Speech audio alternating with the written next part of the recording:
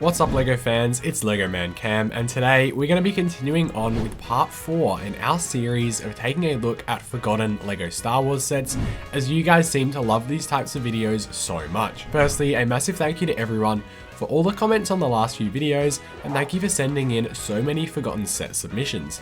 Firstly though, let's start with a comment from this commenter, whose name I'm not gonna pronounce, who suggested that we take a look at the brick pictures. Now, if you're unsure what these are, these were actually released in the middle of 2020 and are properly called brick sketches.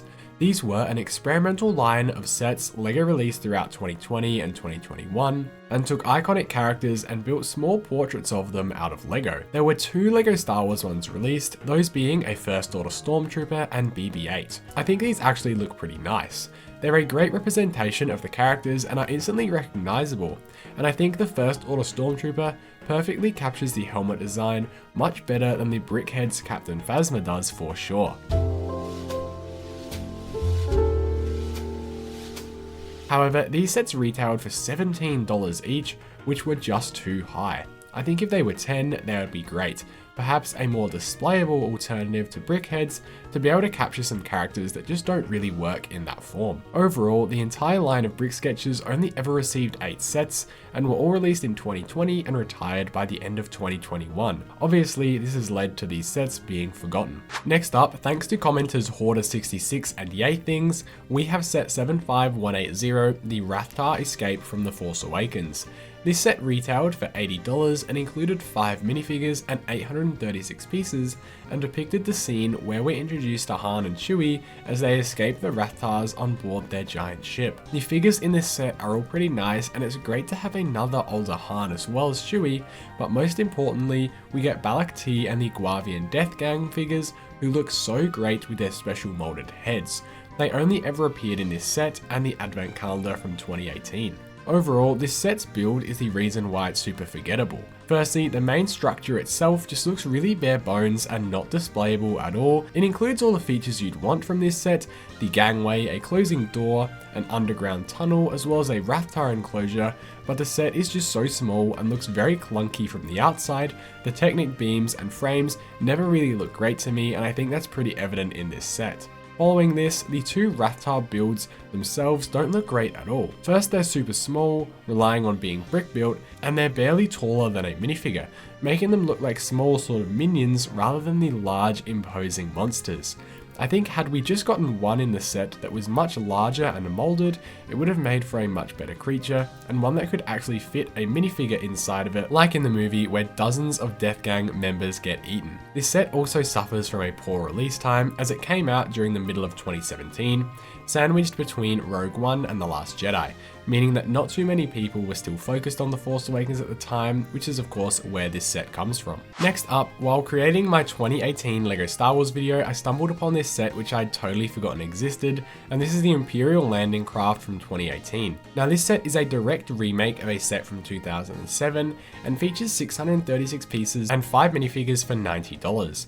Now firstly, this set is pretty overpriced on a price to part ratio, however it's not as bad when you see the number of larger pieces that are being used here. Anyway, this set shows the ship the Sandtroopers come down onto Tatooine in A New Hope to find the Death Star plans, and this set includes 2 incredible looking Sandtroopers, an Imperial officer, Obi-Wan, and R2. I really like the design of this set as it's very reminiscent of an Imperial shuttle, which is one of my favorite Star Wars ship designs. I love the sleek white color scheme. This one is forgotten due to it not having any incredible minifigures and also just appearing at a strange time, once again being wedged between a bunch of new Star Wars movie releases. This set has gone up significantly in value since it retired though, so there must be some level of demand here. It's just one that completely slipped my mind. Now the next set is a very similar counterpart to this one.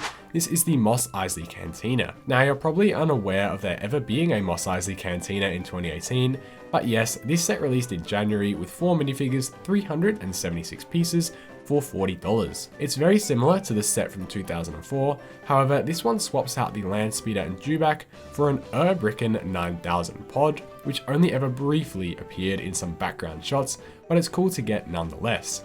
For the actual Cantina build itself, it is pretty lackluster, with just one booth, an entryway, and like 1/4 if not less of the actual bar. The minifigures are fine for the size of the set, but it just doesn't offer a lot, especially considering the much larger set that released 4 years prior, and then the Master Builder Series one coming a few years later. This one gets completely forgotten, being put right in the middle, which I think is kind of a theme with these forgotten sets, ones that are put right in the middle of two much greater sets or much greater movies. Now, if you watched part 3 of this series, you may or may not have noticed a slight mistake that I made, which was when talking about the Hoth medical chamber set, I accidentally showed a comment that was for the Battle of Hoth set from 2013. To finish us off, we have one last comment from Ray McQueen again, and this is the Hoth medical chamber. Now, both of these sets are forgotten, so I stand by what I said in that video. So in this one, let's take a look at that 2013 set properly. This set is essentially a one-stop shop for everything Hoth, essentially a smaller scale version of the Assault on Hoth from 2 years later, a set that I know everyone just loves. Anyway, this set came with 7 minifigures and 426 pieces for $50 back in 2013. Now, 2013 was an absolutely stacked year for LEGO Star Wars, with sets like the Gunship and ATTE, so these sorts of sets get totally forgotten in between. Anyway, what is included here is really good. You get some Snowtroopers and Rebels, as well as Luke and a Tauntaun and a Probe Droid. For the other builds, you get a Rebel Defense Cannon and a Snow Speeder, as well as for the Empire, you get a Speeder Bike, a small trench, and an EMP cannon. This is such a great playset which gives you a taste of all the elements of a Hoth battle, and this set would be the perfect counterpart to go alongside the AT-AT from the following year. However, this set only had a 1-year shelf life and retired right before that one came out, therefore adding to its forgettability. I also think the lack of any really amazing minifigures doesn't help its case either. Next up, we've had both ZZ 1426 and Home Capetus 6464 recommend we look at this set. This is the TIE Crawler. This 2007 set included 2 minifigures and 548 pieces for $50 back in the day. Firstly, apologies for the lower quality images here, as this set is quite old, the photos aren't great. However, this is just such a weird set. I'm not sure it's as forgettable as some of the other sets on this list, as people tend to remember weird oddities and strange LEGO sets like this, but I'll definitely say this set is unique. I'm assuming this is some kind of Legends material, but if you know, please let me know down in the comments. Anyway, this set actually looks kind of cool just if it wasn't blue, since that really dates these older TIE sets. I would honestly love a modern remake of this one. I think it could be a really great looking and playable set for kids. This set isn't as forgettable as some of the others in the series, but I think as time goes by, unless we get a newer remake, this one will slowly fade away. The last set we'll look at today is from 2011, which is the Imperial V-wing. This set retailed for just $20 and included 139 pieces and 2 exclusive minifigures. Originally, this set was a non-canon set and based on expanded universe content, since typically U-wings have a grey and dark red colour scheme as opposed to the black of this set.